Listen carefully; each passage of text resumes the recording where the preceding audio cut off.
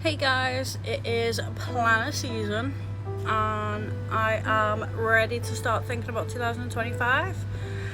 So Hobonichi have just released their lineup and it's making me question what I want to do. So as you can see on the screen, this is my Hobonichi Hon A5. It is my go-to planner. I use it for all my social medias. I make it look pretty. It's my to-do list planner. All the things I need to get done. That's it there. So for 2025, I've been thinking, I love my A5 planner, but I would like a little bit of variance. So especially when it comes into social media and my stickers and promoting things, I wouldn't like to just stick to the Hobonichi cousin. It's not as accessible for everybody, and I think I would like to just incorporate different planners. But the issue with this is I don't want to spend a load of money on planners that I don't particularly need, that I'm not using every single day. It just seems like a waste, and I hate wasting things. So I'm thinking next year I might do an undated planner. I still don't think I can give up my Hobonichi, so I'm thinking I might downsize my Hobonichi to the A6, which is what I first started out with. I'll show you just further in the video. I think it was last year's or the year before, I can't remember. So yeah, I might stick to my A6 Hobonichi, and then I might experiment with some different undated planners. There's no rush to fill every single page. There's no rush to have these amazing spreads. I think I can come and go with them when I feel like it and when I'm in the mood for a change, and they're a lot cheaper, so I think it's a great way to introduce more planners to my system without having that cost and the pressure to fill pages, especially when you're posting, because it's really hard to describe. You just feel like you need to do it. So let's stop staring at the cover of my current planner and let's have a little look through this planner and how I use it and what I do and where I fell short this year, because I've been a lot busier. So pile of stuff stuffed in it. I do like this page, but I don't use it as much as you'd think. And as you can see, it started out great, but I just stopped using it. Do love my monthly spreads. They've definitely come in, as you can see, a bit better throughout the year. I've got a good feeling for it. And this is my problematic one. I love them. They look amazing. I love using my bullet points. But there's I feel like every week doesn't require one. And I think I'd like to be able to play around with it, but not play catch up all the time, which is what I seem to be doing these days. I really enjoyed having this just to inspire me through the year, so I definitely do like that aspect. And the daily pages, you can't go wrong.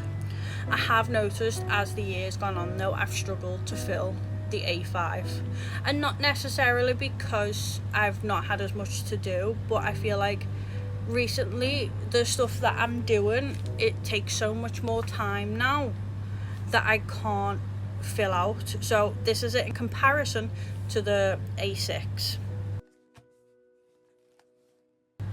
I am thinking I should switch back. It's just that little bit smaller that I can just focus on getting the tasks done and getting them done well than filling the actual page.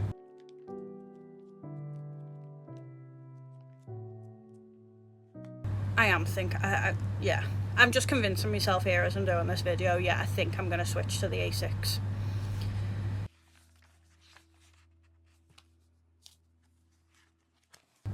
So the only thing that I'd be missing if I switch to the A6 is the weekly vertical, but I could just get a replacement to go in the Travellers.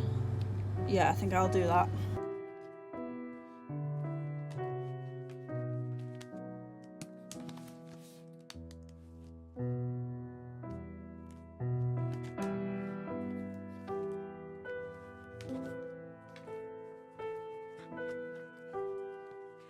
And then there's the weeks. That didn't really work for me. I liked it, I enjoyed it. This was more dedicated to my writer's planner, so I don't really post it on social media, so I can use other people's, I enjoy to use other people's stickers. I like supporting other people, but it didn't fit in there, and that was my biggest issue. So definitely not going to get it another Weeks. Did not use it enough, but an undated one to go in here might be a good shout. I did start trying it out, and you know what, I actually liked it. I liked being able to be fluid with it. There was no like rush to fill these pages. As you can see, I was making notes beforehand, and so I might give that a go.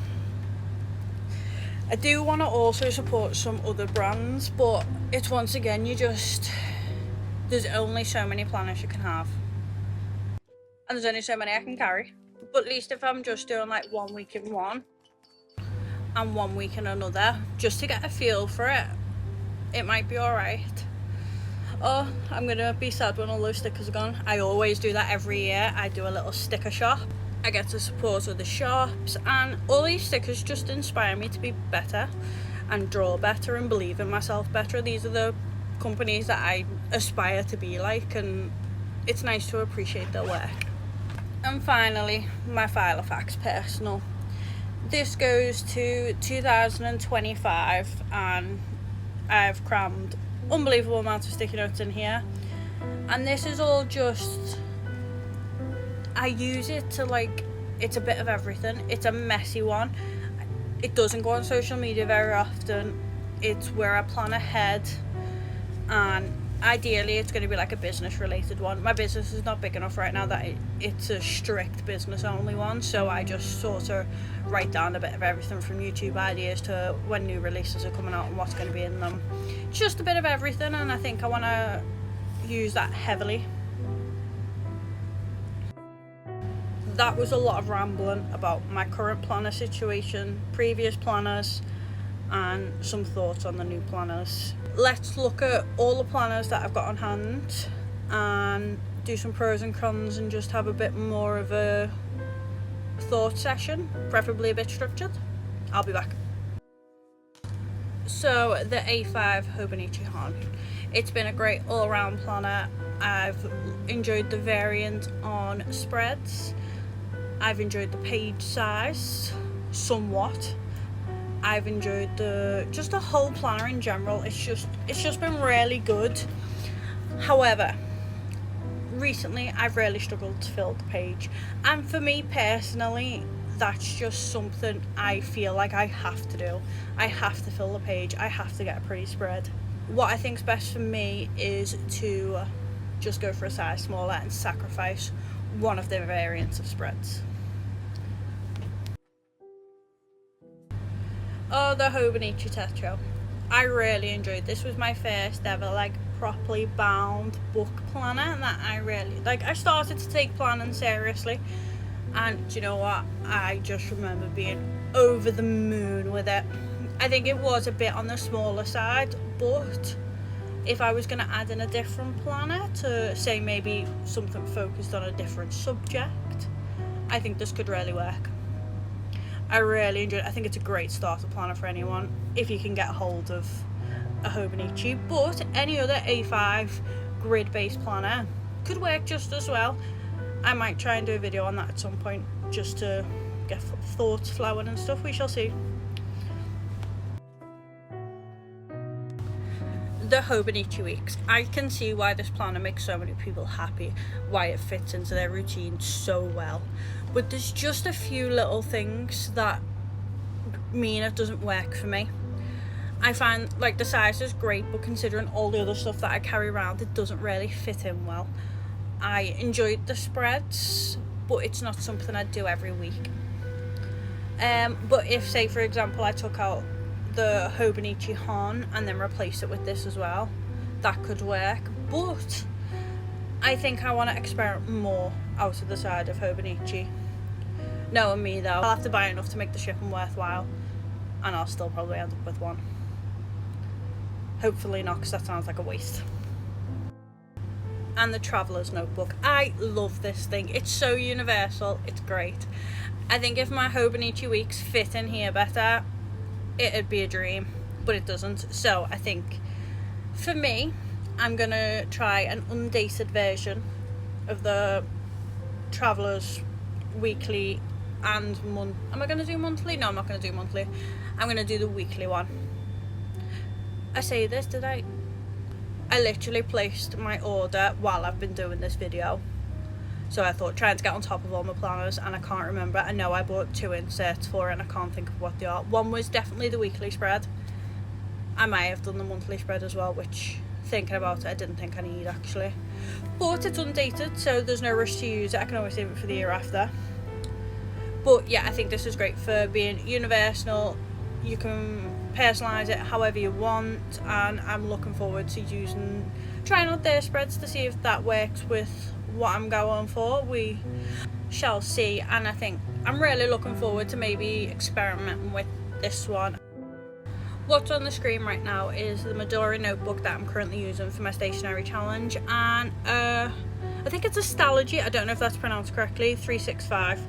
I've always wanted to try one of these and I just never got around to doing it. So I think pulling in various other notebooks, mainly for my stationery challenge, is gonna compensate for anything that I'm gonna be missing. That, and I already own a fair few notebooks, like grid ones, bullet journal ones, so I really want to get these used in 2025. I think this will help with the fluidity that I'm after, and I also think it'll be fun to play around with different spreads and having that little bit of a creative outlet. My last and certainly not least planner, I'm going to keep this one in. I like the idea of being able to plan so far in the future. I don't know if I'm going to adapt in a weekly spread. I think I got them free with the planner and I'm just trying to use them, so I'm not wasting them. I don't think it's something I'm going to avidly put in. I think I would like to experiment with a variant of spreads and just putting in what's important for this planner. I don't want it to be so structured. It's meant to be focusing on the months ahead rather than now. So I think after all that rambling, let's be real, it was rambling, I think I've got a pretty good idea where I want my 2025 plan and lineup to go. I'm gonna start slowly making purchases. I'm definitely gonna order my one Hobonichi on the 1st, which is coming up in a few days. I will definitely be coming back to this topic just to see how it evolves and see if I'm still sticking with it, because plenty can change before the planner season actually starts. But I'm looking forward to setting it up, which I think I'm gonna do over the Christmas period. I don't like to do it too early because then I get jealous when everyone else does it, and I've already done mine. So I'm thinking, I know Vlogmas is a thing on YouTube.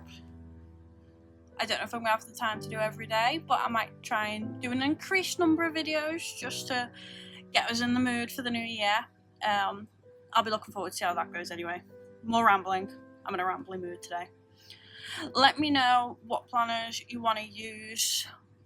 Is there any small businesses that you want to use? I've heard people talking about Sterling Ink, and there's a few people I follow on Instagram, but where I live and where they live, the cost to get it posted is rather a lot, and I'm not in the position right now that I can afford to spend that kind of money, unfortunately, as much as I'd really want to, and I'd love to support other small businesses. So comment me ones that you're gonna choose yourself. I'd love to check them out, even for in the future when I can actually afford it. And let me know what your thoughts on my decisions. And, well, I say decisions, it's a plan. I'm not committing to anything just quite yet. Right, thank you very much for watching, and I will see you in the next one. Don't forget to like and subscribe. Bye!